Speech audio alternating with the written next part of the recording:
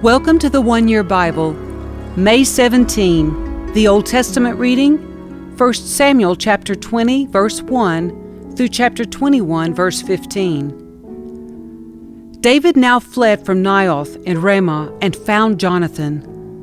"What have I done?" he exclaimed. "What is my crime? How have I offended your father that he is so determined to kill me?"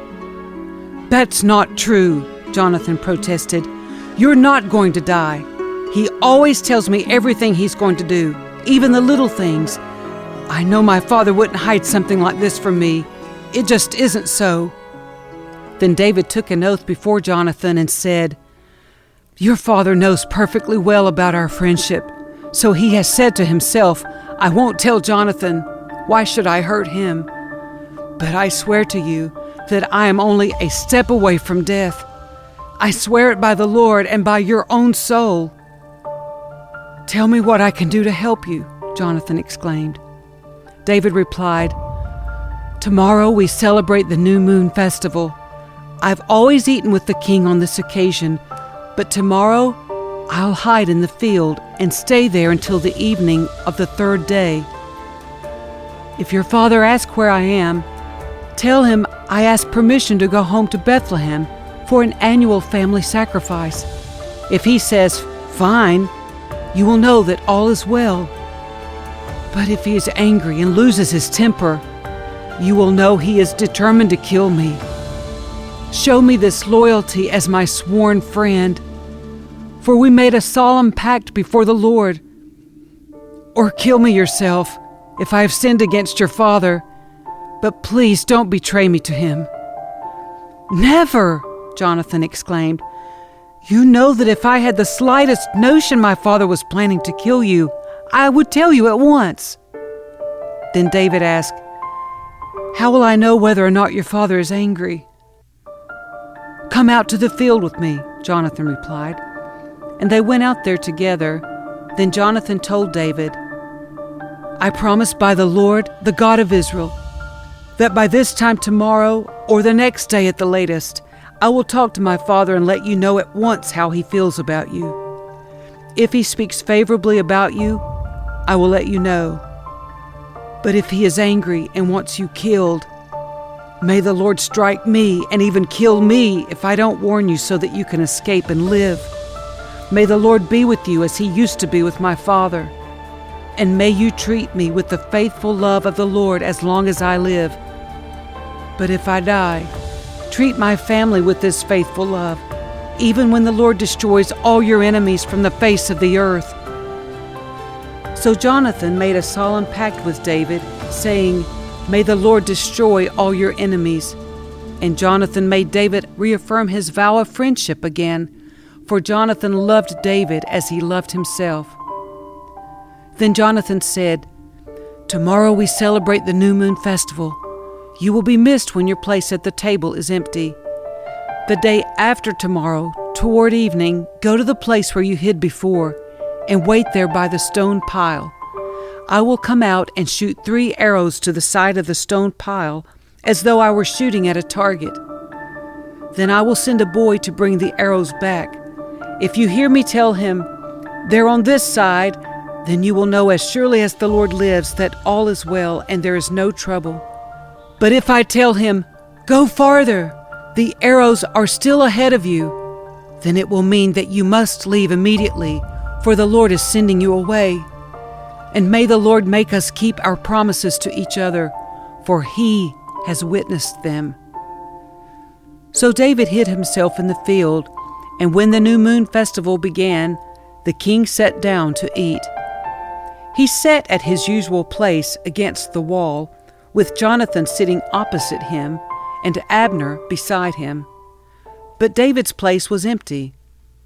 Saul didn't say anything about it that day, for he said to himself, "Something must have made David ceremonially unclean." But when David's place was empty again the next day, Saul asked Jonathan, "Why hasn't the son of Jesse been here for the meal either yesterday or today?" Jonathan replied, David earnestly asked me if he could go to Bethlehem. He said, 'Please let me go, for we are having a family sacrifice.' My brother demanded that I be there, so please let me get away to see my brothers. That's why he isn't here at the king's table." Saul boiled with rage at Jonathan. "You stupid son of a whore!" he swore at him. "Do you think I don't know that you want him to be king in your place, shaming yourself and your mother? As long as that son of Jesse is alive, you'll never be king. Now go and get him so I can kill him." "But why should he be put to death?" Jonathan asked his father. "What has he done?" Then Saul hurled his spear at Jonathan, intending to kill him. So at last Jonathan realized that his father was really determined to kill David. Jonathan left the table in fierce anger and refused to eat on that second day of the festival, for he was crushed by his father's shameful behavior toward David. The next morning, as agreed, Jonathan went out into the field and took a young boy with him to gather his arrows. "Start running," he told the boy, "so you can find the arrows as I shoot them." So the boy ran, and Jonathan shot an arrow beyond him. When the boy had almost reached the arrow, Jonathan shouted, "The arrow is still ahead of you. Hurry, hurry, don't wait." So the boy quickly gathered up the arrows and ran back to his master. He, of course, suspected nothing. Only Jonathan and David understood the signal. Then Jonathan gave his bow and arrows to the boy and told him to take them back to town. As soon as the boy was gone, David came out from where he had been hiding near the stone pile. Then David bowed 3 times to Jonathan with his face to the ground. Both of them were in tears as they embraced each other and said goodbye, especially David. At last Jonathan said to David, "Go in peace, for we have sworn loyalty to each other in the Lord's name. The Lord is the witness of a bond between us and our children forever." Then David left, and Jonathan returned to the town. David went to the town of Nob to see Ahimelech the priest. Ahimelech trembled when he saw him. "Why are you alone?" he asked. "Why is no one with you?" "The king has sent me on a private matter," David said. "He told me not to tell anyone why I'm here. I have told my men where to meet me later. Now, what is there to eat? Give me 5 loaves of bread or anything else you have." "We don't have any regular bread," the priest replied. "But there is the holy bread, which you can have if your young men have not slept with any women recently." "Don't worry," David replied. "I never allow my men to be with women when we are on a campaign, and since they stay clean even on ordinary trips, how much more on this one?" Since there was no other food available, the priest gave him the holy bread, the bread of the presence that was placed before the Lord in the tabernacle. It had just been replaced that day with fresh bread. Now Doeg, the Edomite, Saul's chief herdsman, was there that day, having been detained before the Lord. David asked Ahimelech, "Do you have a spear or sword?" "The king's business was so urgent that I didn't even have time to grab a weapon." "I only have the sword of Goliath, the Philistine, whom you killed in the valley of Elah," the priest replied. "It is wrapped in a cloth behind the ephod. Take that if you want it, for there is nothing else here." "There's nothing like it," David replied. "Give it to me." So David escaped from Saul and went to King Achish of Gath.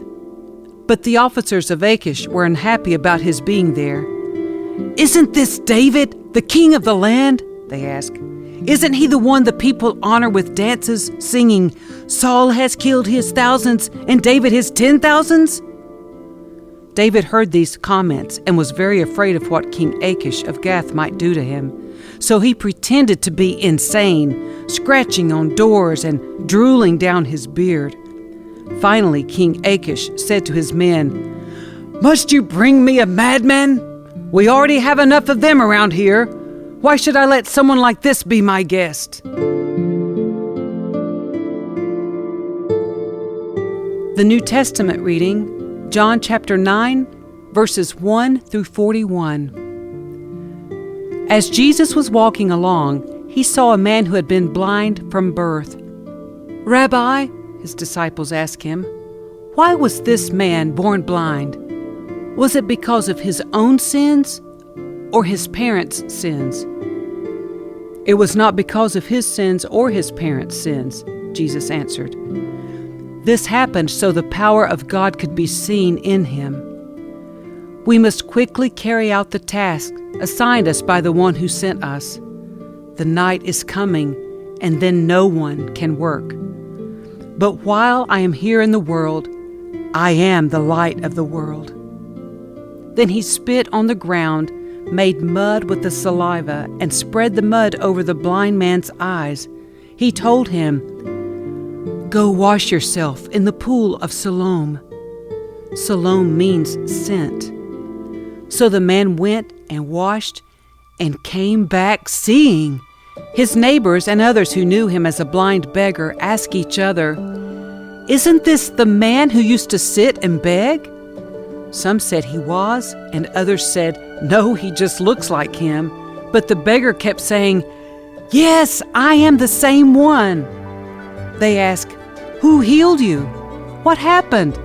He told them, "The man they called Jesus made mud and spread it over my eyes and told me, 'Go to the pool of Siloam and wash yourself.' So I went and washed, and now I can see." "Where is he now?" they asked. "I don't know," he replied. Then they took the man who had been blind to the Pharisees, because it was on the Sabbath that Jesus had made the mud and healed him. The Pharisees asked the man all about it, so he told them, "He put the mud over my eyes, and when I washed it away, I could see." Some of the Pharisees said, "This man, Jesus, is not from God, for he is working on the Sabbath." Others said, "But how could an ordinary sinner do such miraculous signs?" So there was a deep division of opinion among them. Then the Pharisees again questioned the man who had been blind and demanded, "What's your opinion about this man who healed you?" The man replied, "I think he must be a prophet." The Jewish leaders still refused to believe the man had been blind and could now see, so they called in his parents. They asked them, "Is this your son? Was he born blind? If so, how can he now see?" His parents replied, "We know this is our son, and that he was born blind, but we don't know how he can see or who healed him. Ask him. He is old enough to speak for himself." His parents said this because they were afraid of the Jewish leaders, who had announced that anyone saying Jesus was the Messiah would be expelled from the synagogue. That's why they said, "He is old enough, ask him." So for the second time they called in the man who had been blind and told him, "God should get the glory for this, because we know this man Jesus is a sinner." "I don't know whether he is a sinner," the man replied, "but I know this. I was blind, and now I can see." "But what did he do?" they asked. "How did he heal you?" "Look," the man exclaimed, "I told you once. Didn't you listen? Why do you want to hear it again? Do you want to become his disciples too?" Then they cursed him and said, "You are his disciple, but we are disciples of Moses.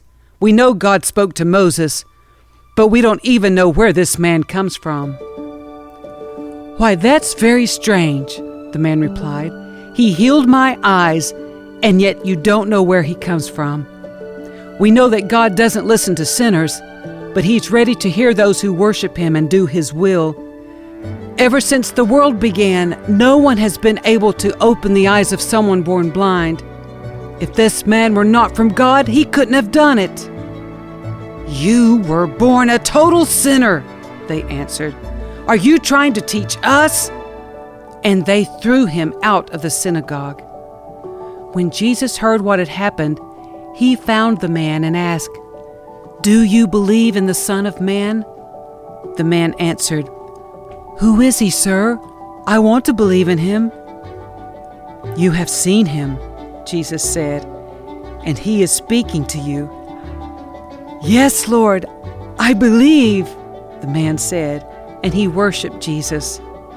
Then Jesus told him, "I entered this world to render judgment, to give sight to the blind, and to show those who think they see that they are blind."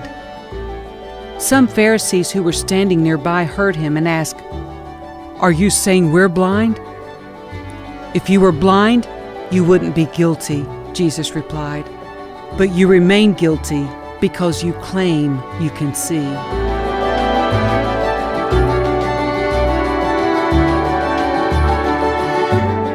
Psalm 113, verse 1 through Psalm 114, verse 8. Praise the Lord. Yes, give praise, O servants of the Lord. Praise the name of the Lord. Blessed be the name of the Lord now and forever. Everywhere from east to west, praise the name of the Lord. For the Lord is high above the nations. His glory is higher than the heavens. Who can be compared with the Lord our God, who is enthroned on high? He stoops to look down on heaven and on earth. He lifts the poor from the dust and the needy from the garbage dump. He sets them among princes, even the princes of his own people. He gives the childless woman a family, making her a happy mother. Praise the Lord. When the Israelites escaped from Egypt, when the family of Jacob left that foreign land, the land of Judah became God's sanctuary, and Israel became his kingdom. The Red Sea saw them coming and hurried out of their way. The water of the Jordan River turned away. The mountains skipped like rams, the hills like lambs. What's wrong, Red Sea, that made you hurry out of their way? What happened, Jordan River, that you turned away? Why, mountains, did you skip like rams? Why, hills, like lambs? Tremble, O earth, at the presence of the Lord, at the presence of the God of Jacob. He turned the rock into a pool of water. Yes, a spring of water flowed from solid rock. Proverbs 15, verses 15 through 17. For the despondent, every day brings trouble. For the happy heart, life is a continual feast. Better to have little with fear for the Lord than to have great treasure and inner turmoil. A bowl of vegetables with someone you love is better than steak with someone you hate.